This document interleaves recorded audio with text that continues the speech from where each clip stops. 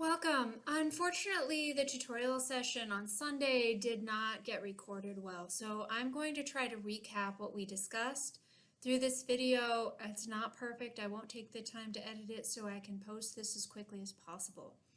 So we had a couple people showed up. Kat and Tiffany were there. And one of the main questions that they started with was the concept of specificity. So I'm going to start there.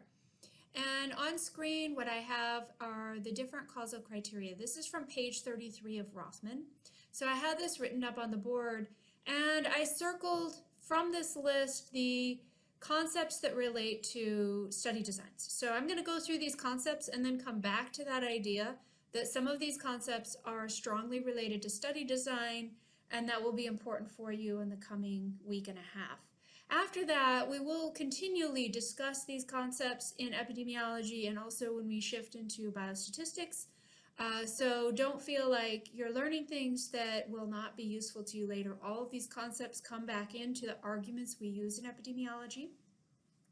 But the concept of specificity first. So the one question was what counts or doesn't count in terms of specificity. So basically, if you have any exposure that leads to more than one outcome, so let's say a nutritional exposure, diet and physical activity lead to a number of different disease outcomes, not just diabetes, not just cardiovascular disease. So that does not meet the criteria of specificity. That doesn't mean that there isn't a causal relationship. It just means that this particular argument can't be used in relation to promoting or explaining that there is a causal relationship between that disease and outcome, or that exposure and outcome. So here we have the concept that one exposure leads to one outcome, and also that one outcome is caused only just by that exposure. In other words, obviously something like chronic disease, cardiovascular disease, diabetes, those are caused by many different things, sometimes interacting, sometimes individually. So no one single exposure could explain that outcome. Specificity makes a lot of sense if you're looking at a disease that is a particular genetic disease. So if a genetic disease only causes a specific disease outcome, there is specificity. But if you have a gene that causes, for example, ovarian cancer and breast cancer, then there is not specificity. So specificity is about that gene contributing specifically to that outcome. The other way specificity can fall apart is if not only the gene is related to the outcome, but other exposures can also cause that outcome even if the gene isn't present. So for example, if you have breast cancer, there might be a particular kind of breast cancer that is caused by a particular gene. And in that case, you could have specificity. But if that particular type of breast cancer can be caused even without that gene, then you don't have specificity anymore. Okay, so specificity works really well for something like HIV. HIV is an exposure that leads only to HIV/AIDS. HIV virus doesn't cause tuberculosis or any other disease outcomes. So it doesn't mean that it always becomes AIDS, but the virus, the HIV virus, specifically leads to HIV/AIDS. Not always, but if HIV/AIDS is present, you know that the virus is there. The other thing is that if somebody has HIV/AIDS, you know that it was only caused by that virus. There may be other contributing factors in addition, but you know if HIV/AIDS is present, that the virus exposure has happened.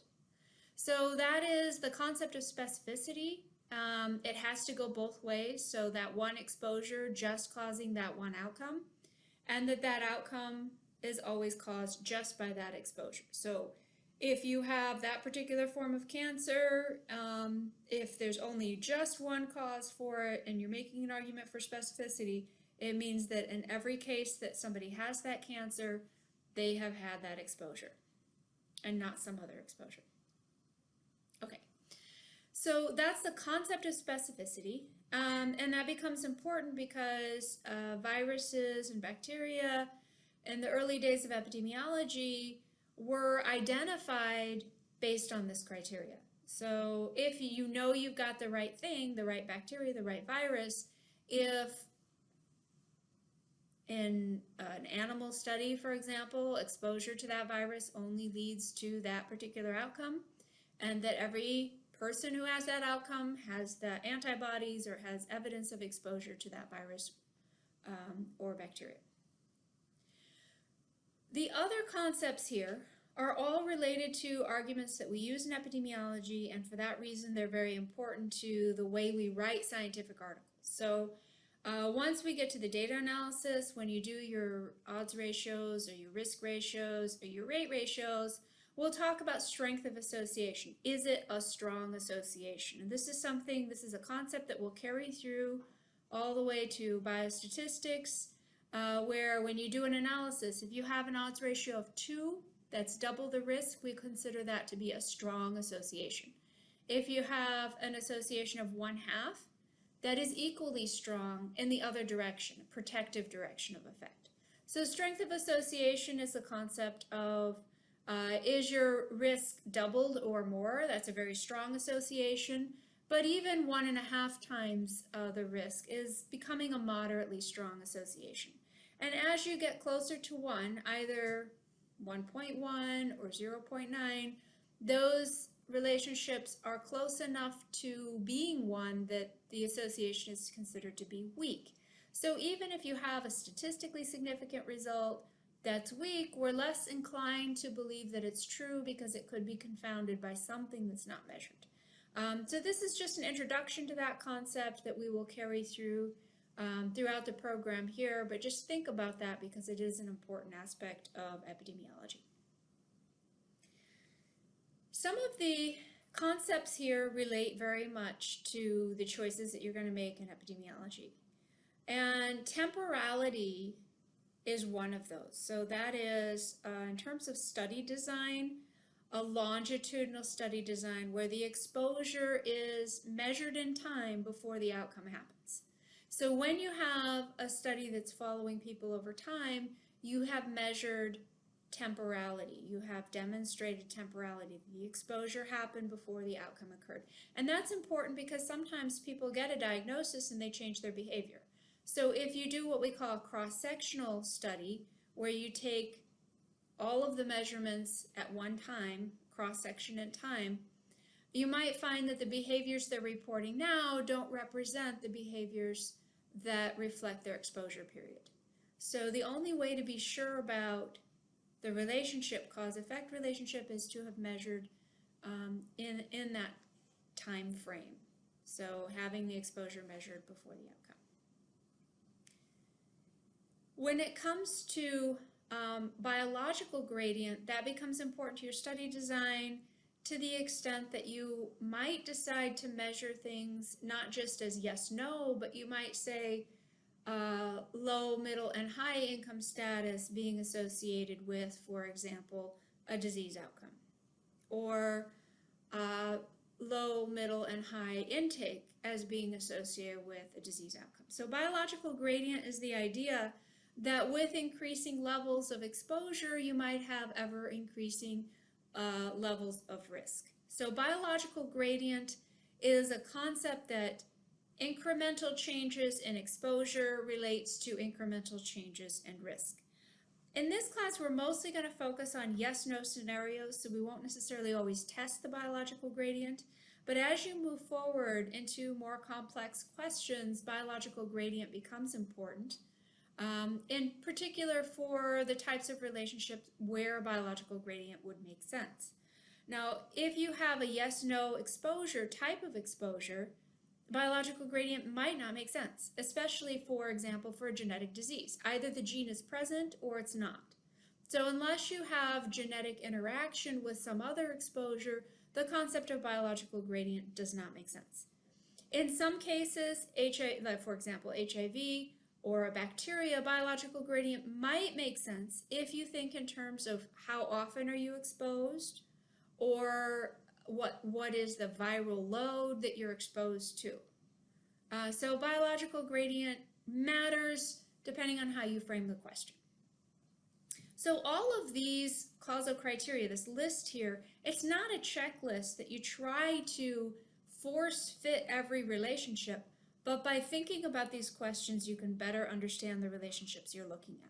Does biological gradient make sense? Maybe, maybe not. If it doesn't make sense, you might decide not to use it. But if it does make sense, that will be part of the argument that you formulate, and it might even be the way you look at the exposure that you're measuring when you develop your epidemiological study design.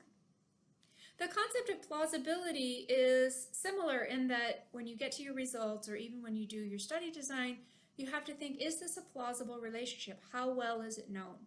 If the relationship is very well established, and you know, for example, the HIV virus causes HIV/AIDS, it's biologically known, it's very clear, there's really nothing further to study. And in that case, you wouldn't do a study design around that question because it's too well established. So you have to have some amount of uncertainty before you decide on your study design to engage the question. But plausibility, and I've focused on biological plausibility to make sure that you're very specific when you come to identifying a mechanism. So plausibility is not just a vague notion of is it plausible, but is there really clear, detailed evidence for this relationship to make sense? You can delve into plausibility using social mechanisms, psychological mechanisms, or biological processes, but you don't want to skip out on the details that explain how it is that this particular exposure leads to a cascade of specific events causing that outcome. Some of these other concepts like coherence are quite, and analogies are, is it coherent with the literature? That crosses over some of the other concepts.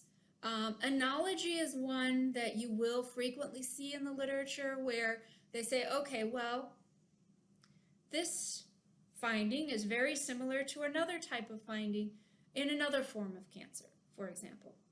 So when you have analogy, and if that works, it goes against the concept of specificity. So look at these as two arguments that come from very different perspectives. If you have a clear case of specificity, you probably won't have a case for analogy. But if you have an example where specificity really doesn't work at all, then you might look to analogy to formulate your argument for how things fit together. Now, I've left out experimental evidence because that's going to be really, really important for you in your study designs. I wanted to give it a little more time. So experimental evidence in epidemiology really means randomized controlled trials. That's where you're doing what we call an experimental type of study design, where you're randomizing who gets the intervention to see whether or not there's an additional benefit from this intervention over and above standard practice. So with experimental evidence, you're very limited in the types of questions you can ask. It has to be an intervention that will confer benefit, but it can't be something that's already an established benefit that's part of medical care. So you always have to provide standard practice, medical care, and experimental evidence is to say, what about this new intervention? Will that confer additional benefit over and above what is usually given? In deciding your study design, choose experimental evidence or a randomized controlled trial as your first choice if it's ethically appropriate. The problem there is that's a big if. Very often it's not ethically appropriate to use a randomized controlled trial, and that's why we have other types of studies which we call observational studies. So be aware, on this list we're looking for temporality, that is a longitudinal study design will be better for establishing a causal relationship and understanding that there is something happening. And experimental evidence is the next level up from the longitudinal study design. Now, I'm going to go back up to the top because I skipped over this concept of consistency. It's listed as number 2 in the list. And it is really important that if you have a finding, even if it's not a strong association, if it's a consistent association amongst a number of different studies using a number of different populations and a number of different study designs, that lends credence to there being a real relationship. So let's say you have an association between dietary fat intake and breast cancer. I'm making something up. And let's say that association is only 1.1 or 1.2. That's a weak association, so it doesn't get points for being a strong association. But if you had that finding all across Europe, all across the Americas, all across Africa, all across Asia, we would say that's a consistent finding, and that 1.1 or 1.2 odds ratio risk ratio would be relevant to a large number of people in terms of their risk. So even if it only increases the risk by a very small amount, it could affect a lot of people, and a consistent relationship across different populations would tell us that there probably is something really going on, even if it's a weak association. Okay, this is the conclusion of the part of the discussion that we had around strength of association.